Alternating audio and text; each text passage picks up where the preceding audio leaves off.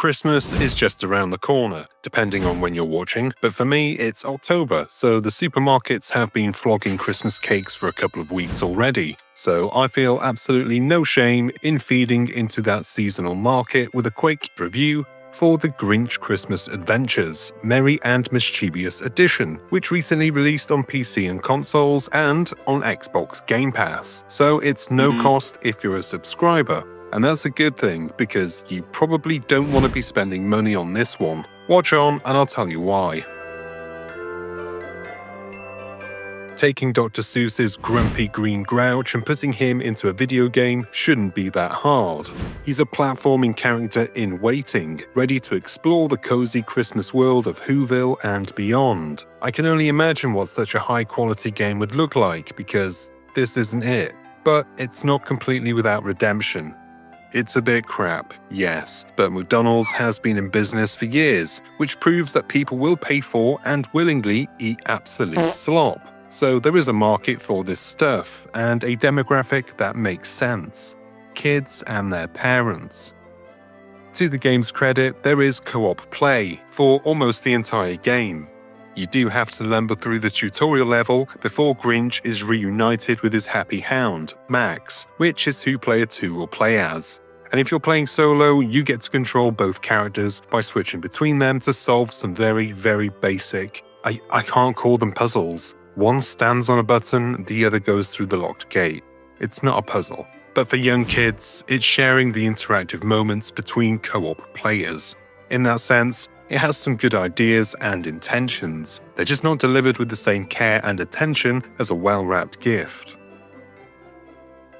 The game is mostly split between 2D side-scrolling levels with secret areas, Metroidvania-light, I would say, as the levels are not exactly huge labyrinths to explore. They're mostly linear, easy to follow and very easy to beat.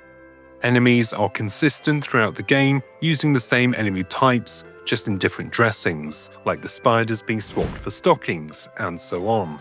Again, it's basic, and anybody over the age of 10 can see through the pattern. But for younger players, it provides a consistent, recognizable challenge that shouldn't end in frustration, and for parents wanting to entertain their kids without the rage, that's a big deal. The other side of the game is a semi-3D style stealth mini-game where you guide Grinch through mini-levels, with the twist being that they're being patrolled by gingerbread men. You can hide from them in the cupboards or under the tables, but I found it easier to lure the bread men together and then let them chase me as I run around collecting the presents and the puzzle pieces. I like the idea, and it's the best looking part of the game, but it's poorly done, and really, the stealth side should have been scrapped entirely. Asking kids to be sneaky and patient is not a wise move in a video game. Thankfully, it's easy to overcome with my aforementioned lure and run method, but it's still an opportunity for frustration.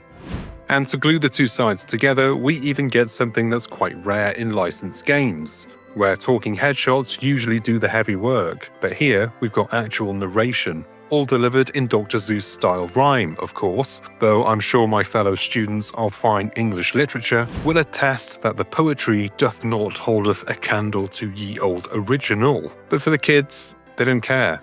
It's good enough. And it's voices coming out of the telly instead of words they might not be able to read. Credit where it's due in this case. Oddly, there is a weird depth to the game's progression that doesn't match with its very shallow gameplay. Through each level, you'll collect presents scattered around, and if you should spot a golden puzzle piece, you'll want to figure out how to get to it, because once you've got enough puzzle pieces to put a simple puzzle together, you're rewarded with new abilities that help Grinch and Max on their adventure. The problem here, I noticed, is that it's totally possible to enter a level that requires an upgrade before you've actually got it. In my case, I couldn't progress further without the candy cane rope, but the game didn't throw up any warning when I entered the level. Thankfully, I'm not a total idiot, and I figured it out, but again, for younger players, it's an opportunity for frustration. But the idea is sound. A layer of replayability, a reason to go back through levels and try to achieve 100% completion. And for younger players, and I'm talking probably 8 and under, that could be a nice fun challenge. A few hours of simple fun.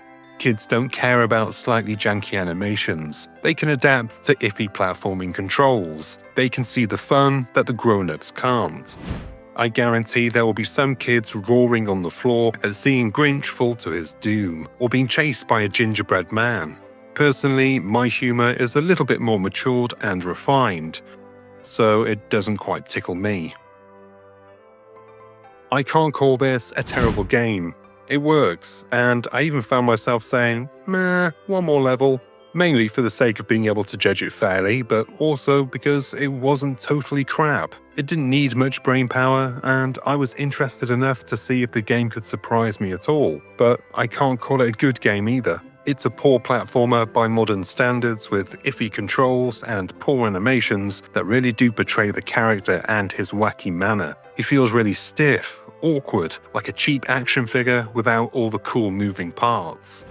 Let's not forget, this is also the definitive edition. But what makes it definitive enough to warrant repacking the game again? Well, it's got the DLC level pack, which normally costs a tenner on its own, but this edition is all in for the regular price of the non-definitive edition. And yeah, the extra levels are more of the same. The reality is that this re-release is just a smart business move. It's putting a well-known Christmas kids character on shop shelves, tempting in the clueless adults who'll be looking for something to fill the Christmas stockings. It's hoping to be picked up on name alone, and for that audience, the kids with adults in their lives actually cool enough to consider video games as a present. I once got charity shop cycling shorts. I was 12. And for that audience, it's fine. It's not going to turn the tide if the kid already thinks your L-Riz aura is cooked, but it'll keep the squirt quiet for a few hours at least. For young kids, it's worth a download on Game Pass at least, but I wouldn't buy it for money, not without feeling like my wallet got grinched. And that is the end of this review. Thank you very much for watching. I hope you enjoyed this video and found it useful. If you did, do me a solid and hit the like and subscribe buttons below and give the bell icon a ding so you're the first to know when there's something new to watch. I've been Chris, you've been gorgeous, and I'll see you on the next one. Until then, cheers my dears.